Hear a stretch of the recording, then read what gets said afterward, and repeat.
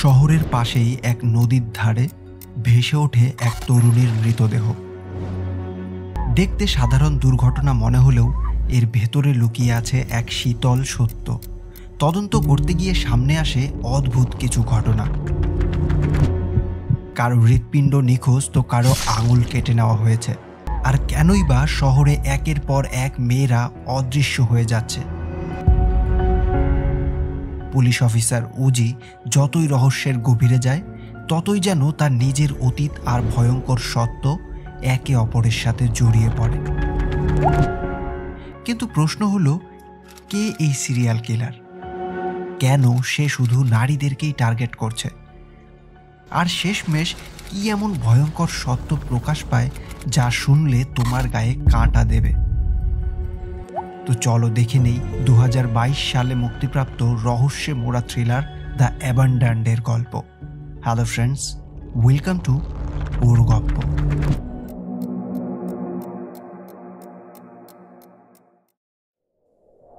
গল্পে শুরু হয় এক বিভীষিকাময় দৃশ্য দিয়ে। অন্ধকারে ডুবে থাকা একটি ছোট্ট ঘর, সেখানেই এক তরুণী, হাত পা শক্ত করে বাঁধা, চোখে আতঙ্ক আর শরীরে কম্পন। সে প্রাণপণে চেষ্টা করছে মুক্ত হতে, কিন্তু প্রতিবারই সে ব্যর্থ। কে এই মেয়ে? কেন তাকে বন্দি করা হয়েছে? কে বা কারা এই ভয়ঙ্কর ঘটনার পেছনে লুকিয়ে আছে? এই প্রশ্নগুলোর উত্তর জানতে হলে আমাদেরকে যেতে হবে 5 দিন আগের গল্পে।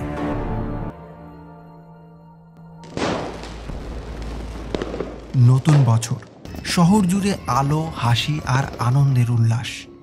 সমস্ত মানুষের এই আনন্দের ভিড়ের মাঝেই দেখানো হয় একজন উদাস মেয়েকে।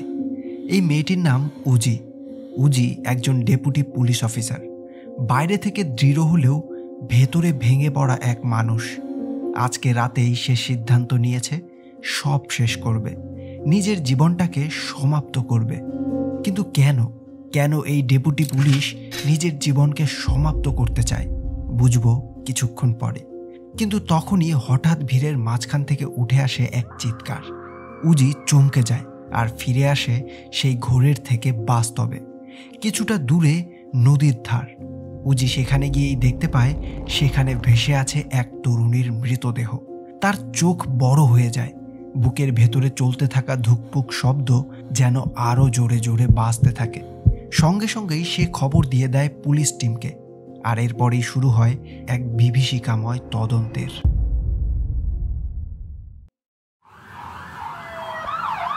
পুলিশ এসে পৌঁছায়। ক্যাপ্টেন উজিকে জিজ্ঞেস করে সে কি আশেপাশের লোকজনের থেকে কিছু জানতে পেরেছে।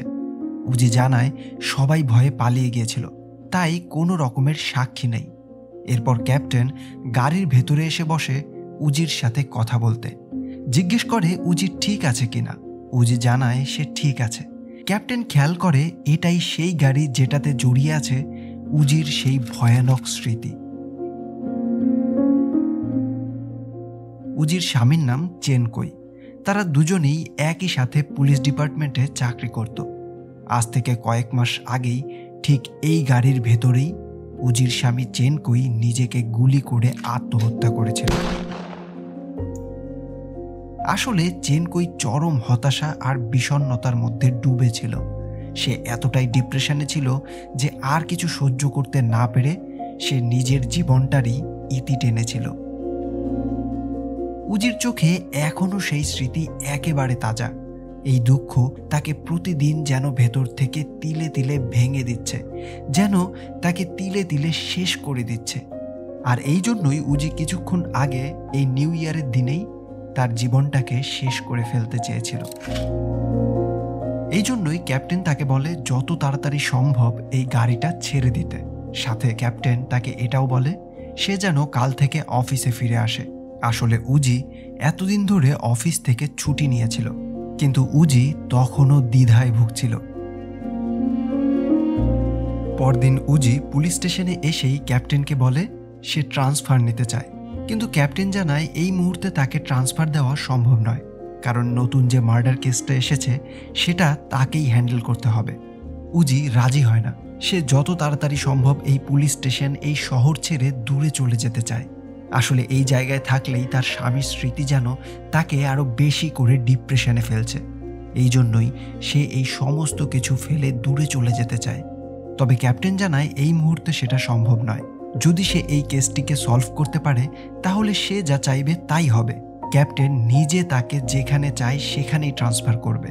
আর সাথেই ক্যাপ্টেন উজিকে কাই নামের একজন জুনিয়র অফিসারকে তার সাথে রাখতে বলে, তাকে গাইড করতে বলে।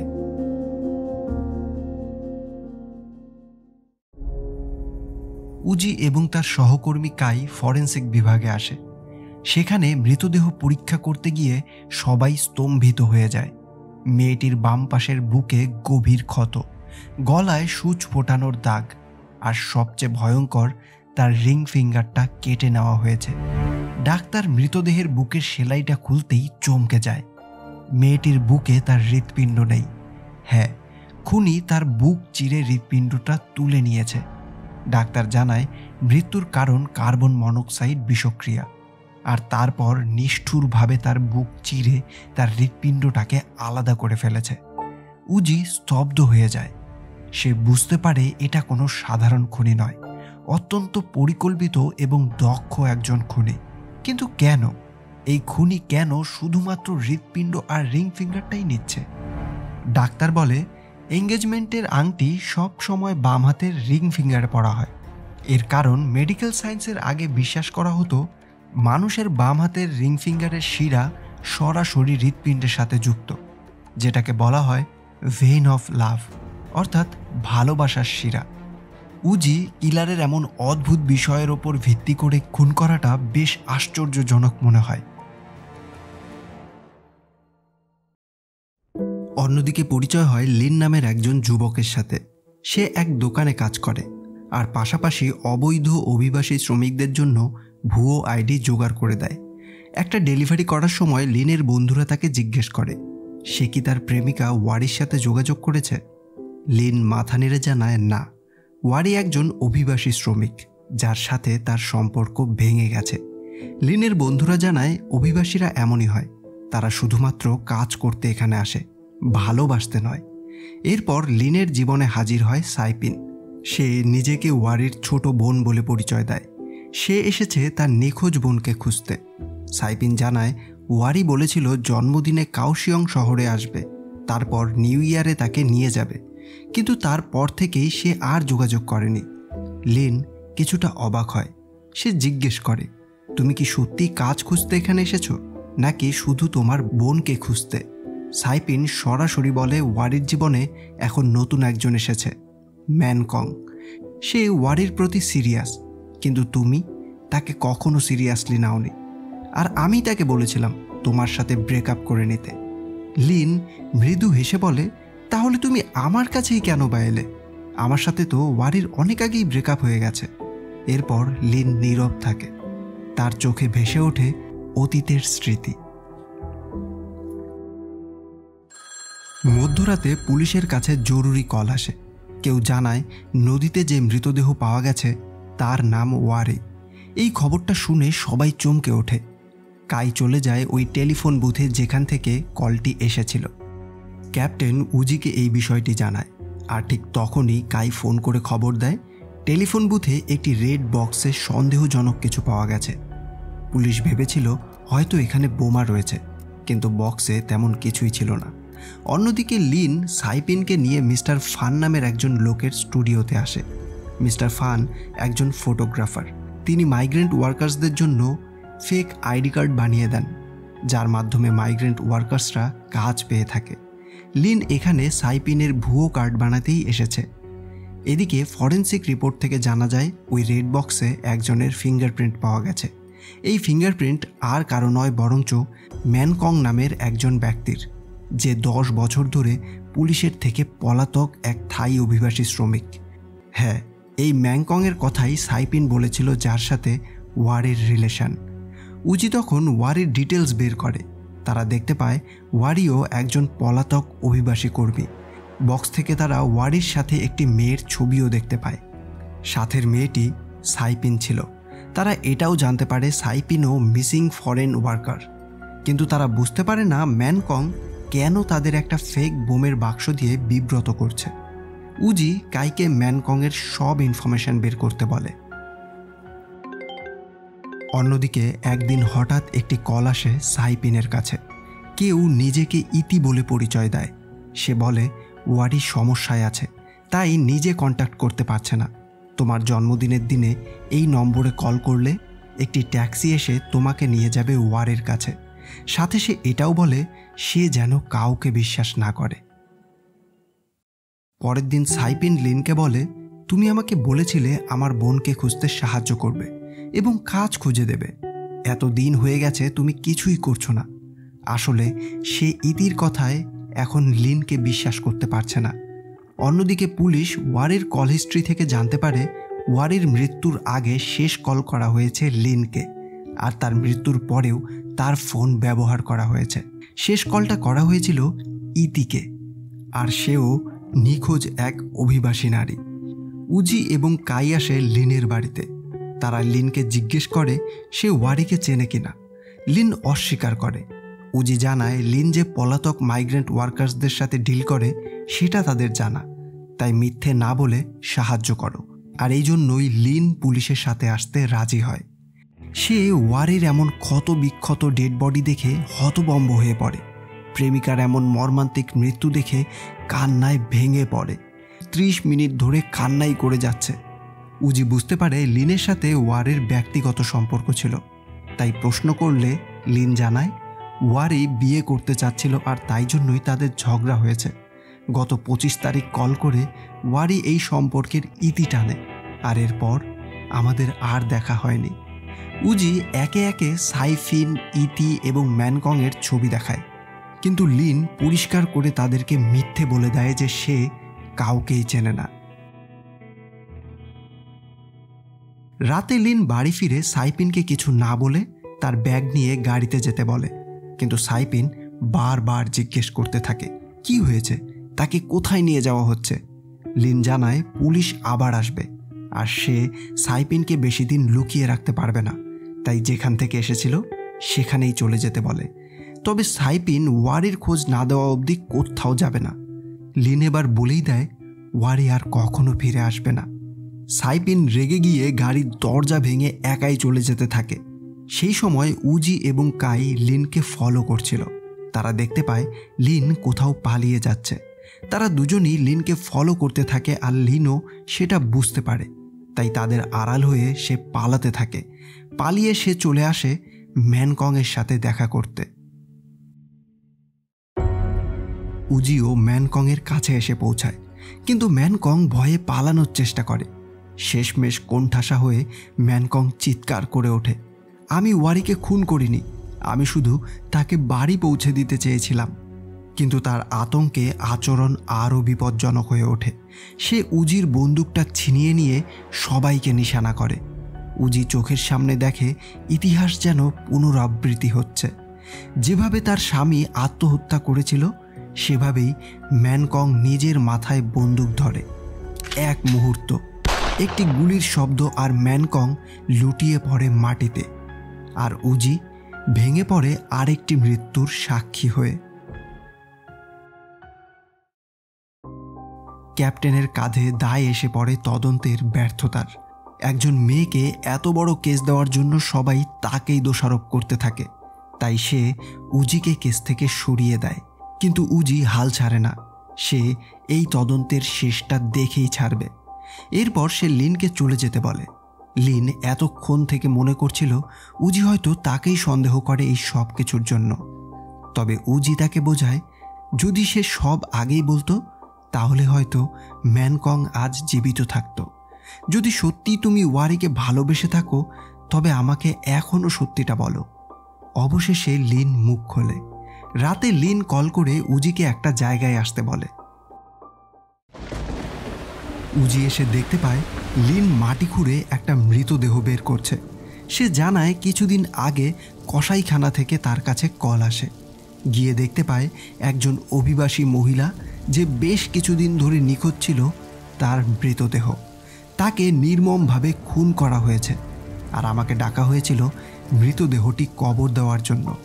তারা সবাই এই নির্মম হত্যার কথা জানলেও এই খুনের কথা পুলিশকে বলতে পারেনি, কারণ তারা সবাই অবৈধভাবে এখানে আছে। আর পুলিশ জানলে বা এই কেসটা নিয়ে তদন্ত শুরু করলে সমস্ত অবৈধভাবে থাকা কর্মচারীরা বিপদে পড়বে। তাই তারা কাউকে কিছু না জানিয়ে মৃতদেহটিকে কবর দিয়ে দেয়।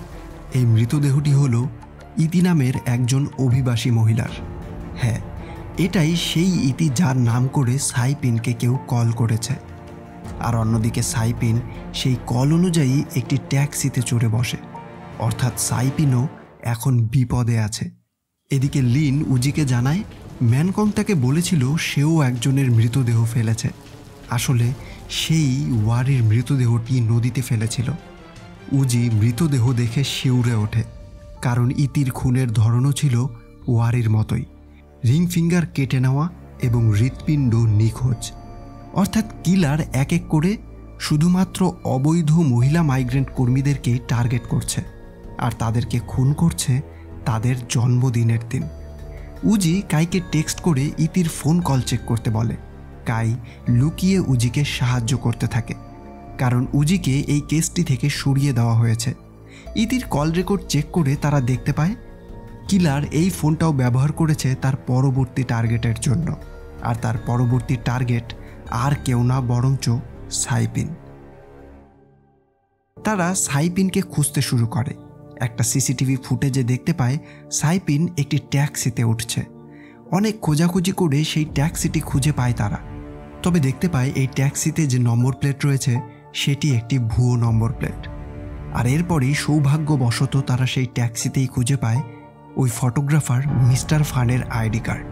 তাহলে কি মিস্টার ফানি হলো সেই সিরিয়াল কিলার? সেই কি এমন নির্মমভাবে হত্যা করছে সমস্ত মেয়েদের?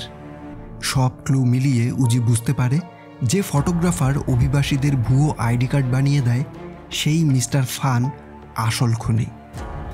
এদিকে মিস্টার ফান সাইপিনের কাছে আসে সাইপিনের বার্থডে সেলিব্রেট করতে। আগামীকাল তার জন্মদিন। সাইপিন আকুতি করতে থাকে নিজের জীবন ভিক্ষা চেয়ে, বলে আমি সব করতে রাজি। তবে মিস্টার ফান জানায় তার কিচ্ছু চাই না। আসলে মিস্টার ফানের স্ত্রী ছিল একজন ইন্দোনেশিয়ান। সে তার স্ত্রীকে প্রচুর ভালোবাসত। তবে স্ত্রীর জন্মদিনের দিনই তার স্ত্রী তাকে ছেড়ে চলে যায়। এরপর থেকেই মিস্টার ফান প্রতিশোধ পরায়ণ হয়ে ওঠে। এরপর থেকেই সে প্রতিটি অবৈধ নারী শ্রমিককে টার্গেট করছে। প্রথমে কার্বন মনোক্সাইড দিয়ে হত্যা করে, তারপর হৃৎপিণ্ড আর রিং ফিঙ্গার আলাদা করে সংগ্রহ করছে ভেইন অফ লাভের বিকৃত বিশ্বাসে। এবার তার টার্গেট সাইপিন, কারণ কালই তার জন্মদিন। মিস্টার ফান সাইপিনকে আটকে রেখেছে একটি সিল করা রুমে। ভেতরে ছড়িয়ে দিচ্ছে কার্বন মনোক্সাইড গ্যাস। উজি এবং লিন শেষমেশ পৌঁছে যায় সেখানে। লিন সেখানে সমস্ত ভিকটিমের ছবির মাঝেই দেখতে পায় ওয়ারির ছবি। আলমারিতে সাজিয়ে রাখা ওয়ারির কাটা রিং ফিঙ্গার এবং সেই হৃৎপিণ্ড। প্রেমিকার এমন নৃশংস খুনের কথা ভেবেই সে নিজেকে ঠিক রাখতে পারে না। গলা চেপে ধরে মিস্টার ফানের। উজি তাকে থামতে বলে, তবে লিন তার কোনো কথা শুনছিল না। ফানের কিছু হয়ে গেলে সাইপিনকে তারা ফিরে পাবে না, তাই সে লিনের পায়ে শ্যুট করে তাকে আহত করে এবং ফানকে নিয়ে বেরিয়ে যায় সাইপিনকে বাঁচাতে। মিস্টার ফান উজিকে নিয়ে একটি রুমের ডোর আনলক করে সেই রুমে প্রবেশ করে। উজি দেখতে পায় সেন্সলেস হয়ে পড়ে আছে সাইপিন, যেই দৃশ্যটাই আমরা দেখেছিলাম মুভির একদম শুরুতে। এরপর মিস্টার ফান উজিকে পলিথিন দিয়ে শ্বাসরুদ্ধ করে খুন করতে চায়। তবে উজি তীব্র লড়াই শেষে গুলি চালিয়ে মিস্টার ফানকে হত্যা করে। কিন্তু তখনও সমস্যা শেষ হয়নি। রুমের ভেতর ছড়াচ্ছে কার্বন মনোক্সাইড, আর দরজার লক শুধুমাত্র ফানই জানত। উজি মরিয়া হয়ে চেষ্টা করতে থাকে দরজা ভাঙতে, কিন্তু কিছুতেই সেই দরজাটা সে ভাঙতে পারছে না। তার চোখে ভেসে ওঠে মৃত স্বামীর স্মৃতি, তাদের ভালোবাসার স্মৃতি। মনে পড়ে কিভাবে তার স্বামী তাকে বলেছিল জীবনে যতই প্রতিবন্ধকতা আসুক না কেন সে উজির জন্য বাঁচবে। তবে জীবনের খেলায় সে হেরে গেলেও উজি হারবে না। জীবনের জন্য তাকে লড়াই করতেই হবে। অবশেষে সে সিলিন্ডার দিয়ে দরজার কাচ ভেঙে ফেলে। সাইপিনকে টেনে আনে সেই দরজার কাছে। ভাঙা জায়গা দিয়ে তাকে জোরে জোরে শ্বাস নিতে বলে। তখনই তাদের দুজনকে উদ্ধার করে পুলিশ। এক সপ্তাহ পর সবকিছু অনেকটা শান্ত। সাইপিন এবং লিনও সুস্থ হয়ে উঠেছে। লিন কেঁদে কেঁদে সাইপিনের কাছে ক্ষমা চায়। সে ওয়ারের হৃৎপিণ্ডের নিদর্শন তাকে উপহার দেয়, প্রেম আর ক্ষতির এক চিহ্ন হিসাবে। অন্যদিকে উজি অবশেষে তার অতীত থেকে মুক্তি পায়। চেনকোয়ের মৃত্যুর স্মৃতি তাকে আর বেঁধে রাখতে পারে না, আর ক্যাপ্টেন তাকে ট্রান্সফার দিয়ে দেন। আর উজি এখন এক নতুন জীবনের পথে হাঁটছে। আর এখানেই এই গল্পের শেষ হয়। তো ফ্রেন্ডস, এই ছিল আজকের গল্প। ভিডিওটি একটু আলাদাভাবে প্রেজেন্ট করার চেষ্টা করেছি। কেমন লাগলো তা অবশ্যই জানিও। ভালো লাগলে একটা লাইক তো করেই দিও। দেখা হবে পরের গল্পে। Till then, keep loving. By.